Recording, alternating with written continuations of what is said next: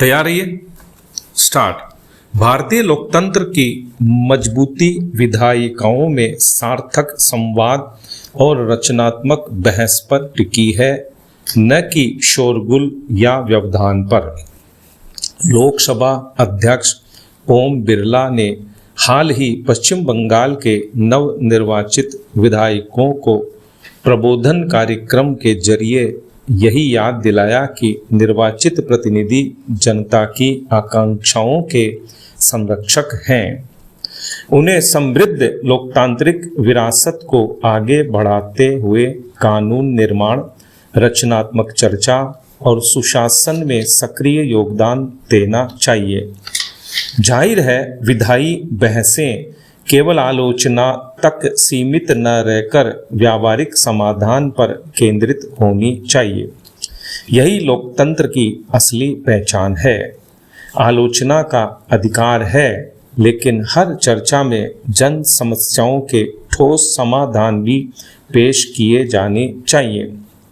तथ्यों और अध्ययन पर आधारित संवाद से संसदीय कार्यवाही की गुणवत्ता बढ़ती है।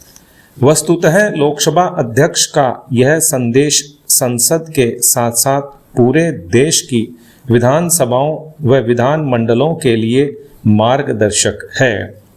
यह सच भी है कि हर जनप्रतिनिधि अपने क्षेत्र के साथ पूरे राज्य की आशाओं और अपेक्षाओं का प्रतिनिधित्व करता है।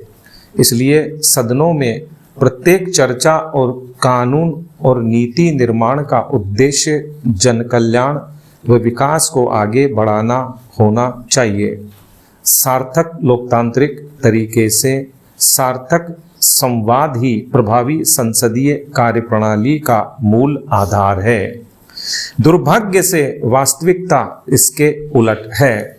पिछले कुछ वर्षों में संसद और राज्यों की विधानसभाओं में शोरगुल, बहिर्गमन और व्यवधान बढ़ गए हैं। इससे कार्यवाही बार बार प्रभावित हो रही है। पहले के दौर में भी गर्मागर्म बहसें होती थीं, लेकिन संवैधानिक मर्यादा का सम्मान होता था। आज स्थिति यह है कि हंगामा अक्सर हावी हो जाता है और टकराव के मुद्दे बदलते रहते हैं। पिछले कुछ वर्षों से हम ये लगातार देख रहे हैं कि देश की संसद या राज्यों की विधानसभाओं के सत्र शुरू होने से पहले सर्वदलीय बैठकें आयोजित होती हैं, जिनमें आम सहमति बनती है कि पूर्व निर्धारित मुद्दों पर ध्यान केंद्रित करते हुए सत्र बिना हंगामे के चलेगा। लेकिन जैसे ही सत्र शुरू होता है, तस्वीर बदल जाती है। ऐसा हंगामा छा जाता है कि कुछ समझ में नहीं आता और न ही कुछ सुनाई देता है। इससे जनता के मुद्दे पीछे छूट जाते हैं। विधायकों, सांसदों को अपनी असली भूमिका समझनी होगी, समाधान देने की। आने वाला संसद का मानसून सत्र एक महत्वपूर्ण अवसर है।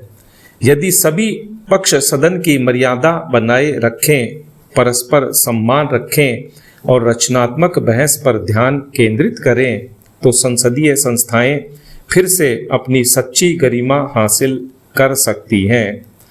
हर जनप्रतिनिधि को ये याद रखना चाहिए कि जनता ने उन्हें समस्याओं का समाधान लाने और देश राज्य के विकास के लिए चुना है।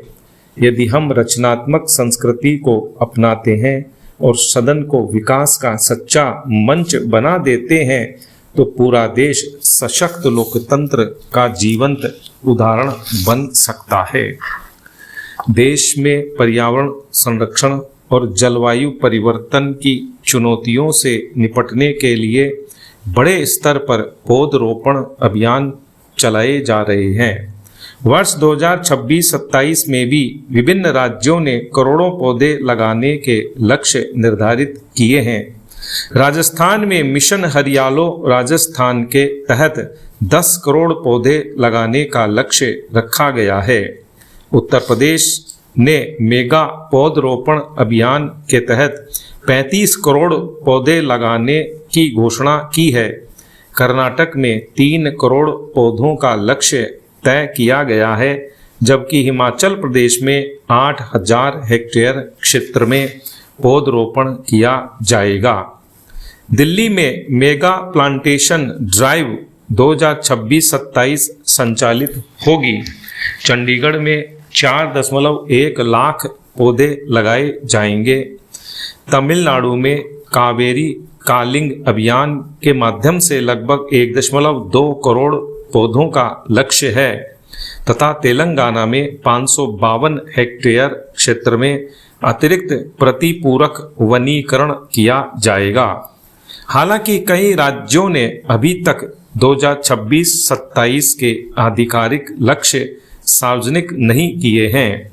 इन लक्ष्यों को देखकर महसूस होता है कि देश हरियाली की दिशा में गंभीरता से आगे बढ़ रहा है, लेकिन सबसे बड़ा प्रश्न यह है कि इन अरबों पौधों में से कितने पौधे अगले 3 वर्षों तक जीवित रह पाते हैं और कितने वास्तव में बड़े होकर वृक्ष बनते हैं।